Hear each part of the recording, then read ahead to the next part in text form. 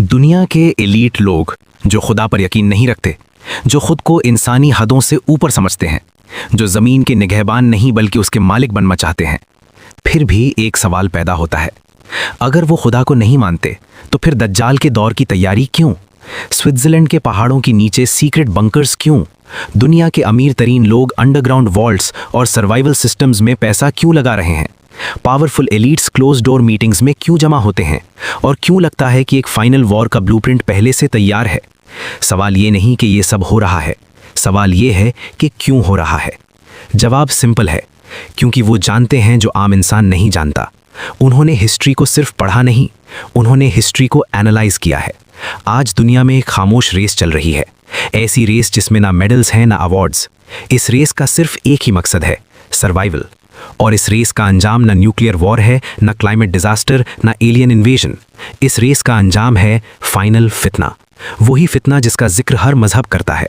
इस्लाम इसे दज्जाल कहता है, क्रिश्चियनिटी इसे एंटी क्राइस्ट के नाम से जानती है, जुडाइज्म इसे फॉल्स मसाया कहता है, और हिंदू ग्रंथों में ये कली युगा के आखिरी दौर से जुड़ा हुआ है। नाम अलग हैं लेकिन किरदार एक ही है, एक बड़ा धोखा, मास मैनिपुलेशन और पूरी दुनिया पर कंट्रोल। Science of patterns. अब सवाल फिर से उठता है, अगर एलीट खुदा पर यकीन नहीं रखते तो फिर ये पेशगोइयों पर अमल क्यों?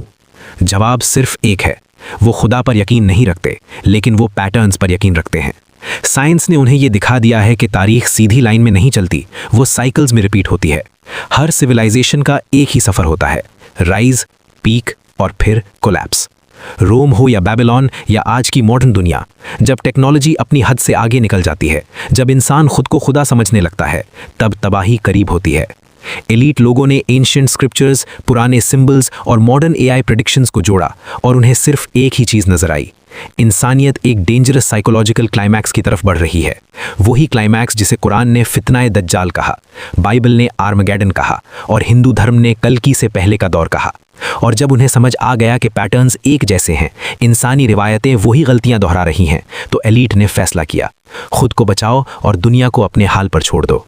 इसीलिए बंकर्स हैं, इसीलिए अंडरग्राउंड बेसेस हैं, इसीलिए सीड वॉल्ट्स हैं, इसीलिए एआई से इंसानी बिहेवियर कंट्रोल किया जा रहा है, इसीलिए सर्वेलेंस, मीडिया मैनिपुलेशन और साइकोलॉजिकल वॉरफेयर है। ये कहानी मजहब की नहीं, ये कहानी पैटर्न्स की है, और जो पैटर्न को पहचान लेता है वो फ्यूचर के लिए तैयार होता है।